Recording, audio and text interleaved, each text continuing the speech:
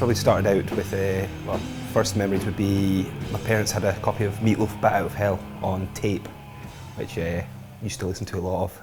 And that album cover with a bike coming out of hell got me sort of into that kind of stuff. So went from there to Iron Maiden, Iced Earth, that kind of stuff.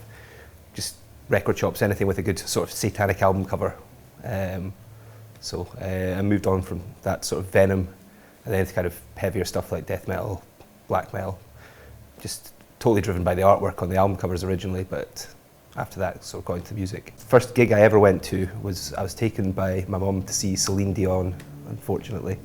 First gig I chose to go to was actually Offspring and AFI.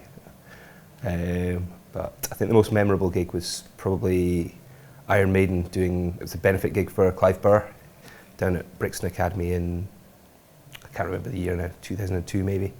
But it was just Iron Maiden and no support. I think it must have been sort of 16 or 17. It was first time down in London on my own, and just really, really good memories from that. It was sort of started out of necessity really, because there was a lot of promoters in Edinburgh that all stopped putting on shows at the same time. So Mike from Cancerous Womb was putting on a lot of shows and he stopped.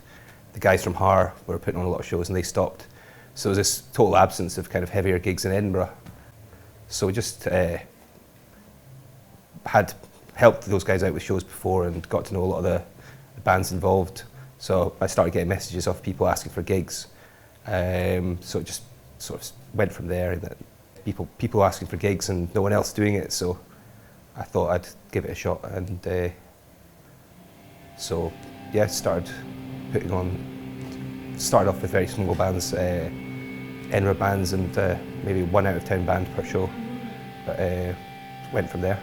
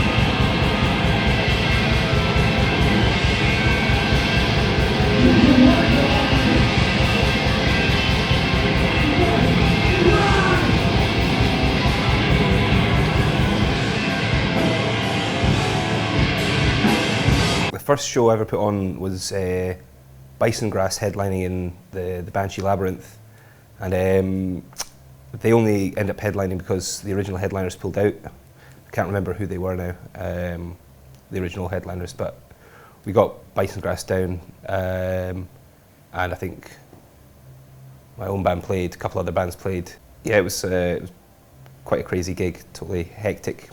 I had no idea what I was doing, and so there's a lot of panic with not enough gear being there, and all the bands expecting riders and things, having to run to Tesco to go and buy some beers for them. The singer from Bison Grass was really unwell and ended up throwing up on stage in a carrier bag, so there's that as well. It's actually the bag that the guitarist used to carry his pedals in as well, so there's a few effects pedals covered in vomit by the end of the night. But yeah, no, it was a good fun gig. I think everyone had good fun. I don't remember how much money I lost, but it was all right. It was good fun. Didn't put me off doing it anyway.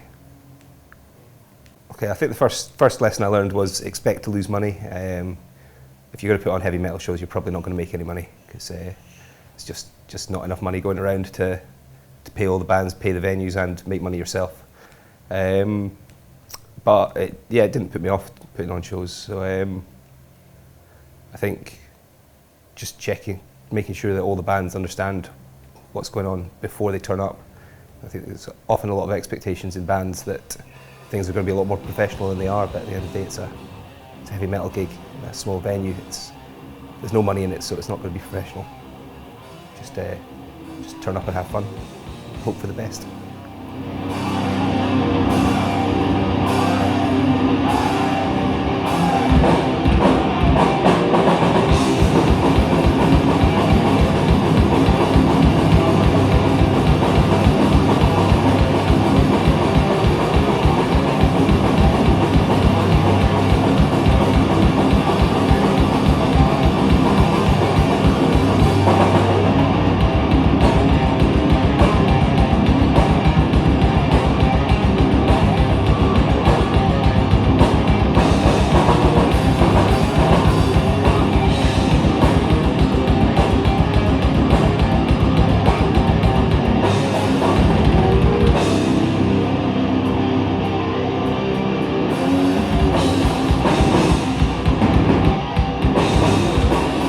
I'll only ever book a band that I like personally.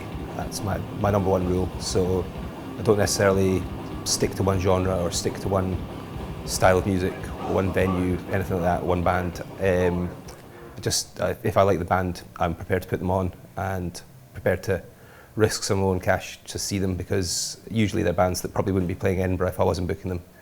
So I wouldn't get a chance to see them if I don't book them. So I figure if I'm going to lose 50 quid putting on a band, that's probably preferable to having to travel to Manchester or Newcastle to see them, because it's going to cost me more.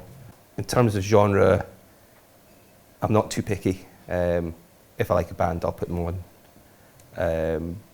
Started off putting on a lot of Doom shows, mainly because my own band plays that kind of music, and started out putting on shows as kind of necessity to kind of get my own band gigs.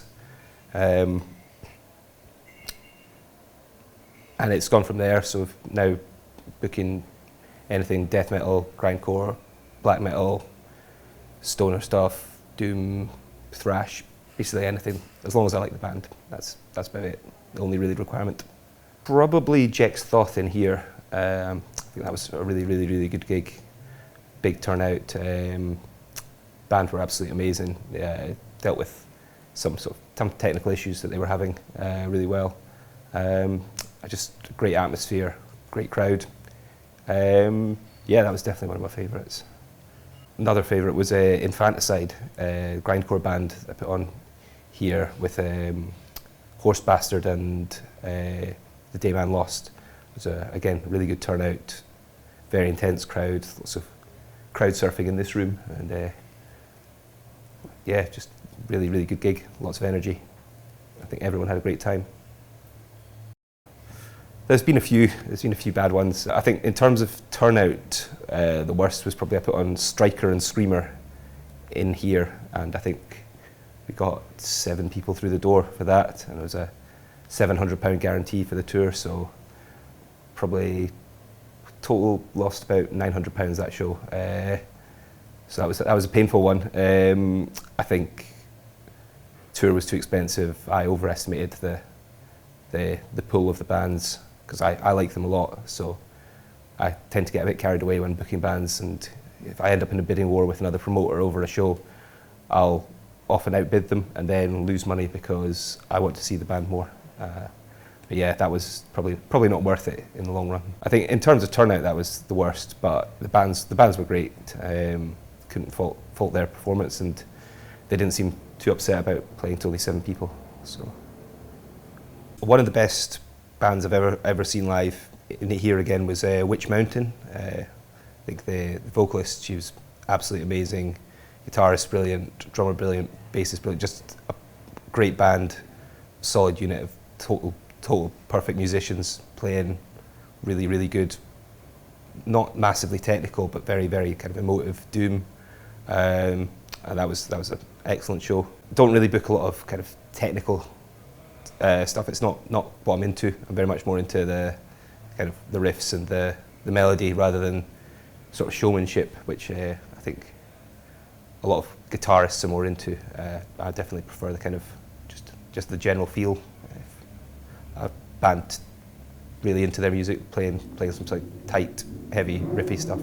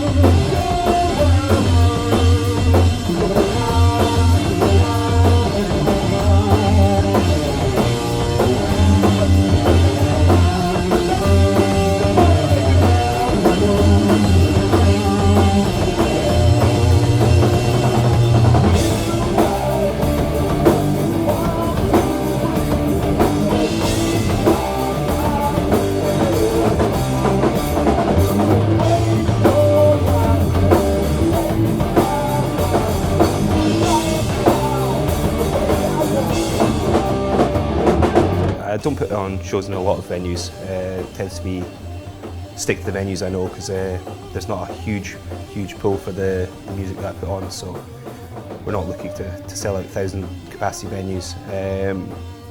Primarily put my shows on here in Bannerman's and up the road at the Banshee Labyrinth, just because of the venue size, and these are popular venues with the sort of heavy metal crowd, so it makes sense to put them on here.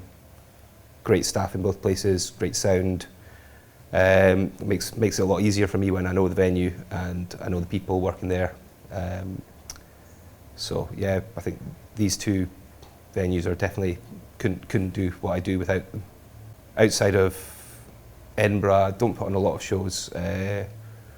When I do, we tend to work with either Ivory Blacks or Audio. They're sort of similar idea, Glasgow sort of equivalent sizes. Very popular with the sort of heavy metal crowd and send guys that know what they're doing. So yeah, don't really work with any of the kind of higher capacity venues or the bigger places. Yeah, I'd consider myself more of a DIY promoter.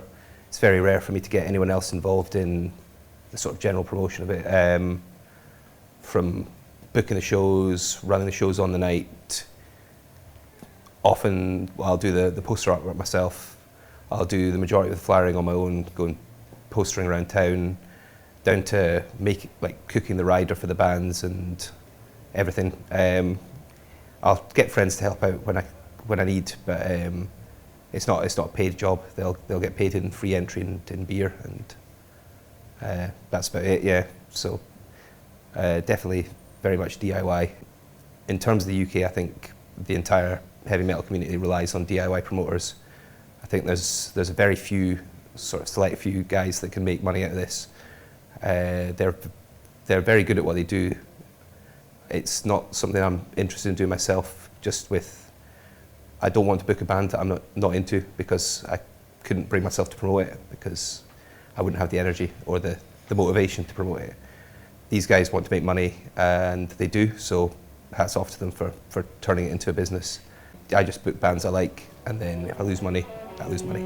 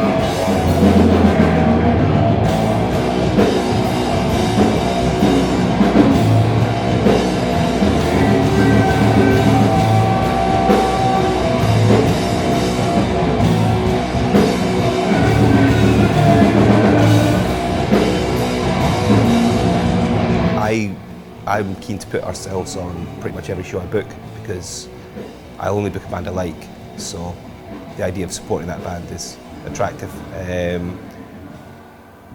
Being from Edinburgh, we've got a small number of venues and a limited number of gigs per month, so we try to avoid playing Edinburgh too often, so that it's always tough trying to decide which one of the 3 or 4 shows that I'm putting on that I would like to put us on. I think that's the biggest downside, well, not downside, but biggest,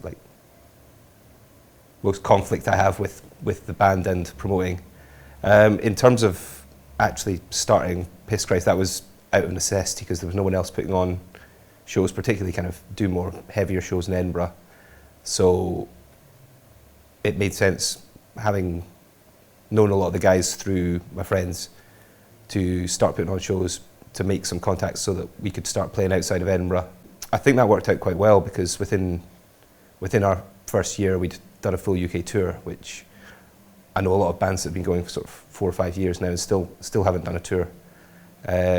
Helped make a lot of contacts and get the name out there even before we'd released our first EP. So it's definitely helpful. I mean, I don't really understand a small metal band that doesn't put on their own shows, because they're going to struggle to find shows outside of their own town, and I think they end up with this very much kind of sort of very small town mentality, that they're just going to be the biggest metal band in their town, rather than be part of the sort of metal community around the country and play other shows.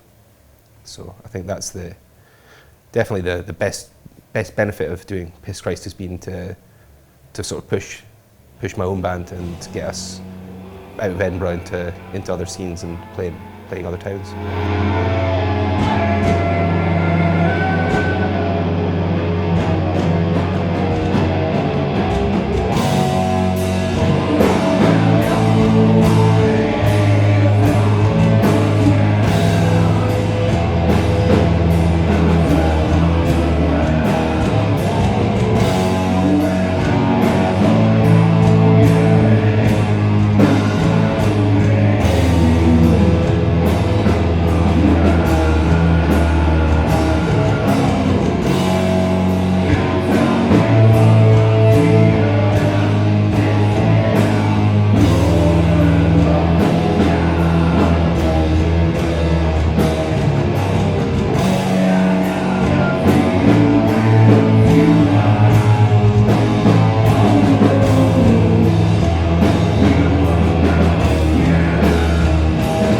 I don't think I'd be putting on shows if I didn't have a band. I think there wouldn't really be any benefit for me to doing it. So it sounds a bit selfish, but the majority of the shows I put on probably weren't going to make any money. The bands aren't they're not popular enough. The scene's not big enough to cover even the fuel costs of travelling from London or Manchester up to Edinburgh. Once you're factoring in venue hire and accommodation and food and things like that. So I think if I wasn't in a band, I probably wouldn't be doing this. I'd probably be saving my money for something more useful. I think if I was in more than one band, I'd probably end up having to put on more shows rather than less. And I don't have the time for that. Just juggling a full-time job and running a band and running a promotion company it takes up a lot of my time. So I think I'd have to stick to focusing on just the one band and just the one kind of genre or sort of one promotion company. Out of the two, I definitely prefer playing gigs to putting them on. There's more fun to be had playing gigs than putting them on. You need to worry about your own set instead of worrying about 4 sets. You need to drink the rider rather than pay for the rider. I definitely out of the two prefer playing shows to putting them on. But I do enjoy putting on shows. It's a great feeling when you do put on a sellout gig, get everyone in, bands play a great set, everyone has a good time, party afterwards. When you see all your kind of effort paying off, that is a great feeling.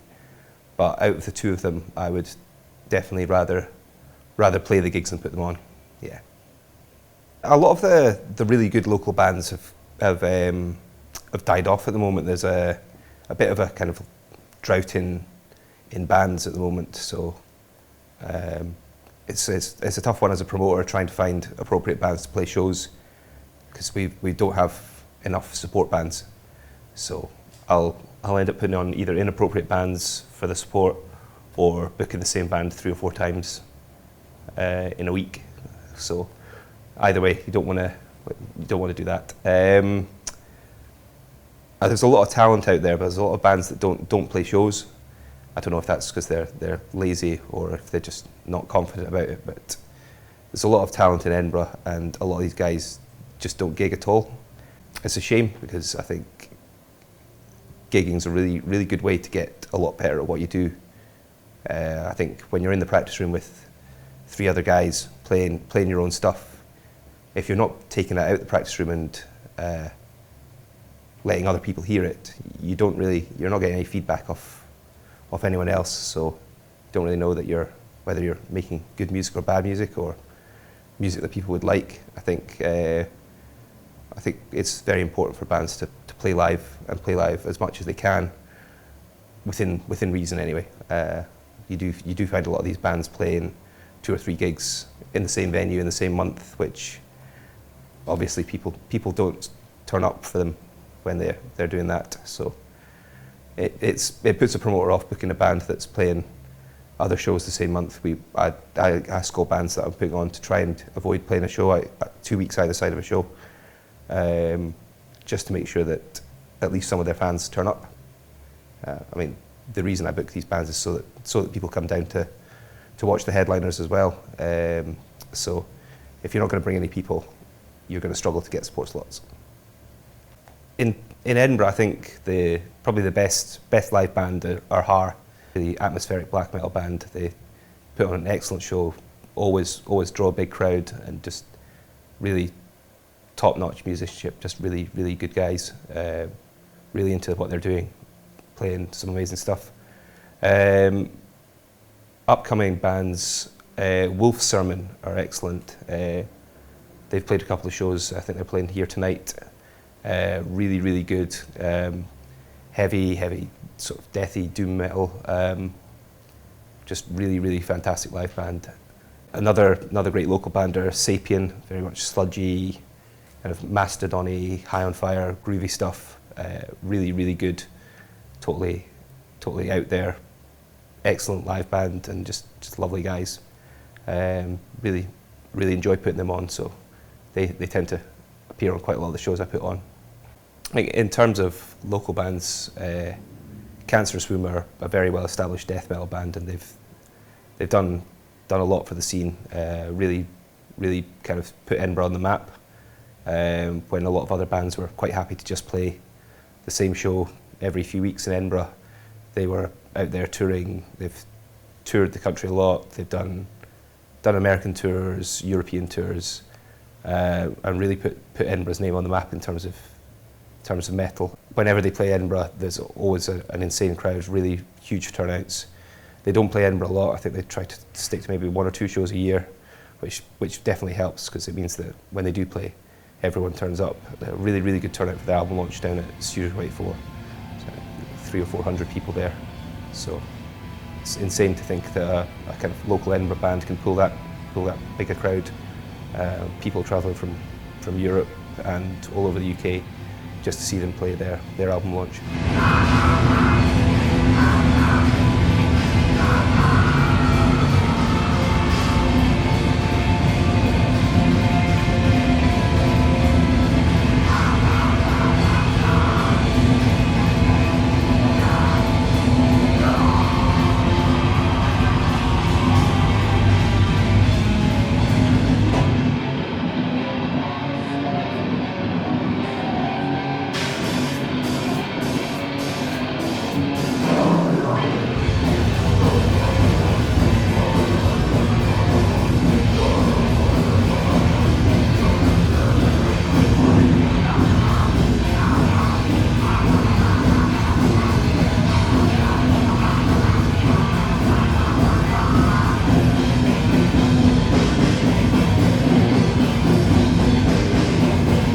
I think the biggest influence of bands wanting to tour more and play more is the rise of all these kind of more niche interest festivals,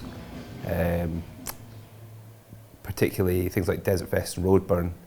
They weren't there, or they weren't as big 10 years ago. So there's definitely a market there now for niche interest festivals, rather than the sort of big names like Download and Hellfest pulling kind of bands of every genre. And just the attraction of getting booked onto one of them is enough for a big band to book a tour around. So It definitely incentivises these bands to play a lot more, rather than like to headline a niche festival where they're going to be playing to a captive audience that likes their genre, over playing maybe a smaller set at a bigger festival like Download, where you're probably not going to pull that many people, you're not going to make any new fans. I think that's the big incentive for these guys to tour a lot more than they maybe used to. You see a lot of these bands, particularly, I mean, a good example is Electric Wizard. They used to play maybe one or two shows a year. Now they're doing tours again, and it must be profitable for them, because they wouldn't do it if it wasn't. So, and the advantage for people like myself is that it means that while they're on tour, I can get them at a lot reduced rate to what I would be doing if I was paying for a one-off.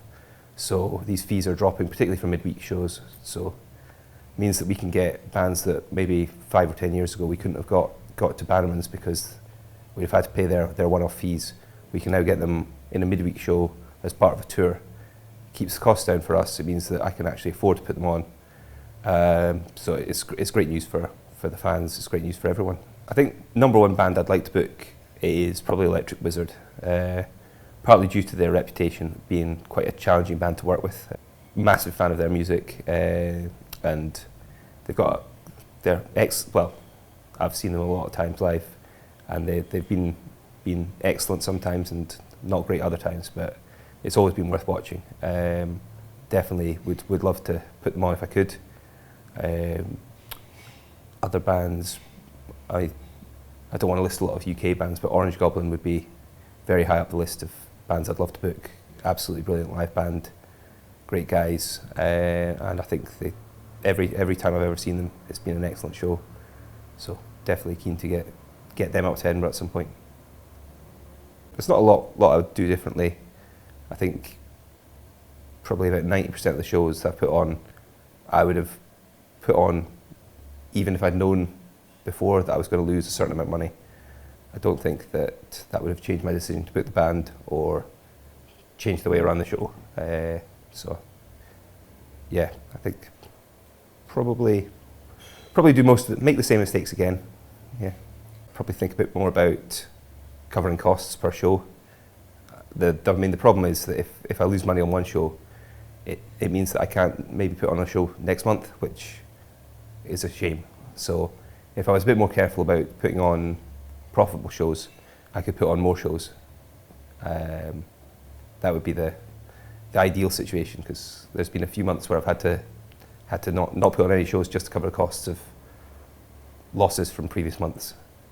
I think the biggest pull for my shows is definitely flyering by hand, to actually go out and see the punters, go to other gigs and hand a flyer to a person. It means it's the best targeting you can do. You can base it on the t-shirt they're wearing. You can see a guy wearing the right band t-shirt, and you can go up to him and say, "Here's a show you're going to be into," and you know you're right. So that tends to work. I think it's very important to get the artwork right on the flyers. I think a lot of promoters don't bother. I think they just get a picture of the band off the internet, stick some text on it, and hand that out, or put that on the Facebook event. I think it's come from the way I got into heavier music through the album covers. I've always felt it's really important to get the right artwork. So I kind of pride myself on the artwork that we've had for almost every flyer we've ever done. Worked with quite a lot of really talented artists in Scotland, so it's been good for them, good for me. It gets their name out there, and it gives them a kind of opportunity to work with maybe a slightly different requirement to what they're usually asked to do, because these shows, they're heavy, they're weird. They can go out and do what they want. So we've had some pretty interesting flyers, a few that people have objected to, a few that we've been asked not to put the posters up in venues and clubs and shops because they were too explicit or too rude or things like that. It needs to grab you within the first 3 seconds of seeing it. Otherwise, people are going to dump the flyer on the floor and forget about it. So definitely flyering by hand and postering is still the number one way to get people through the door. Facebook's not great. I probably get more reach off my own Facebook than I do off my promotion company Facebook. So it's important to have all the people who go to gigs on your Facebook in your friends list. So means that my friend list on Facebook is like 3,000 people, and I annoy them all quite regularly with gig invites. So yeah, that's the best way out, short of getting a really good flyer and getting into their hands. That's probably the only way to get people through the door these days. We get quite a lot of contacts for sort of last minute bookings of bands that dates have fallen through, or they're missing a date on the tour they need to fill. So that often works out quite well because the bands are desperate for a show. It means that we get them for a lot cheaper than they would necessarily have asked at the start of booking the tour. So we got a French band called The Great Old Ones, who are absolutely amazing, atmospheric black metal band. They needed a show very, very last minute due to a date falling through. So they're used to playing a lot bigger venues than they end up playing in Edinburgh. So we got them in the Banshee Labyrinth, which is I think an 80 capacity room. And part of their tour was to play Hellfest in France. So they got a big backdrop commissioned, sort of 40-foot high backdrop. They turned up to the Banshee Labyrinth, sort of 80 capacity venue, with this big backdrop, and asked where they could put that up. There was nowhere to do that. They could have probably wallpapered the place with it. So that was an absolutely amazing show. Just totally packed room. Got to the point that there were people standing on the stage, on sort of trying to get close to the band, and sort of standing on pedal boards and things like that. So yeah, it was a really, really good show. Really, really nice guys, and we'd love to book them again to play somewhere bigger next time.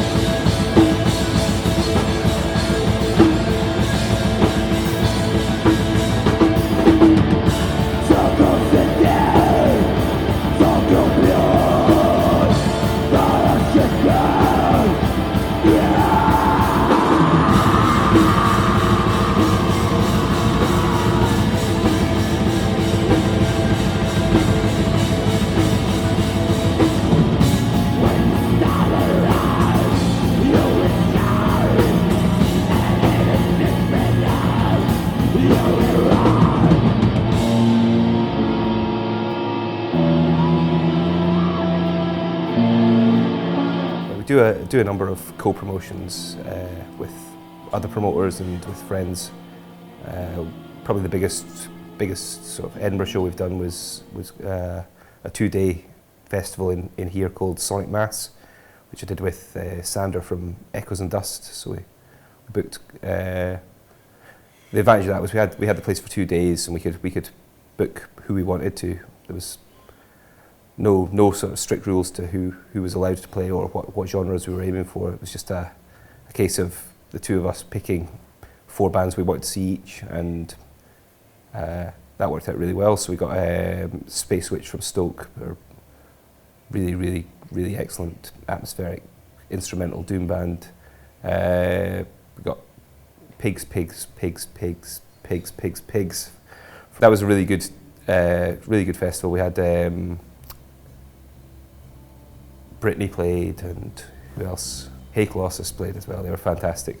That was a really, really great turnout, and a really nice chance to put on some very different bands from different genres in the same room. Great turnout, and I think just a good fun weekend. So spent the whole weekend here, sleeping upstairs, and just trying to vaguely organise things and mostly just party with the bands, but yeah, it's a really good one.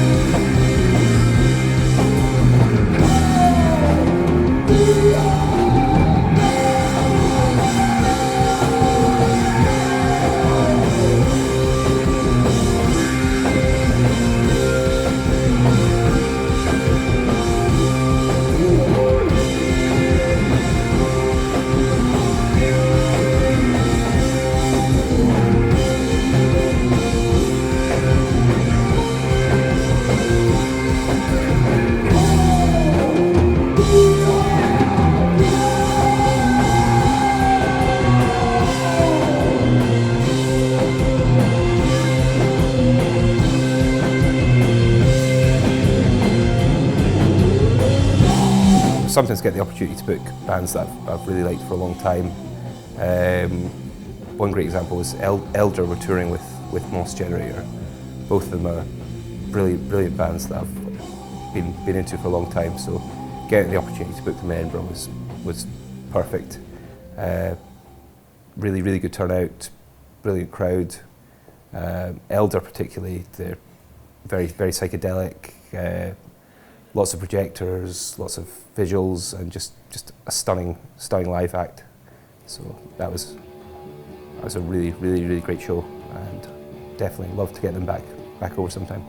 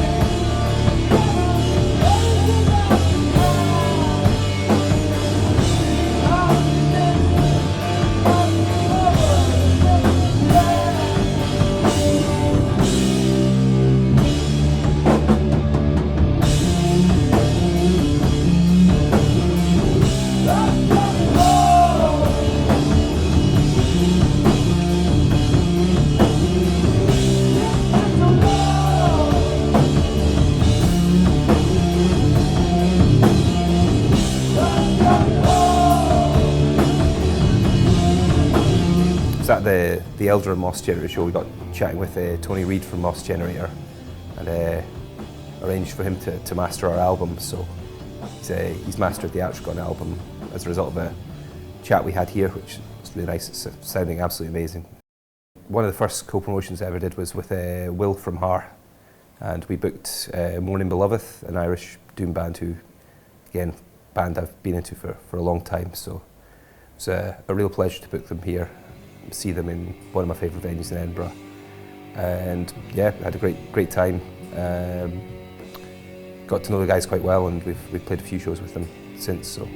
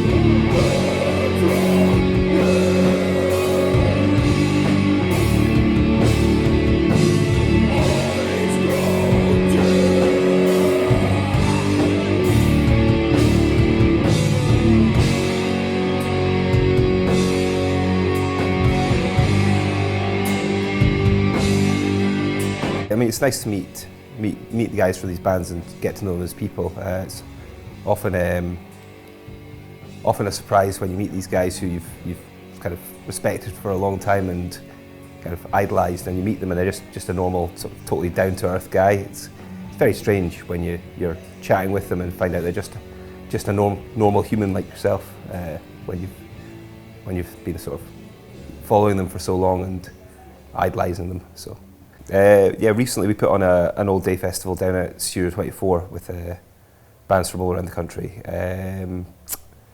It was called Edinburgh. Continuing, that's actually the third Edinburgh that's been run now. It was originally set up by Mike from Cancerous Womb a long time ago, and yeah, it was a really good turnout, great floor show.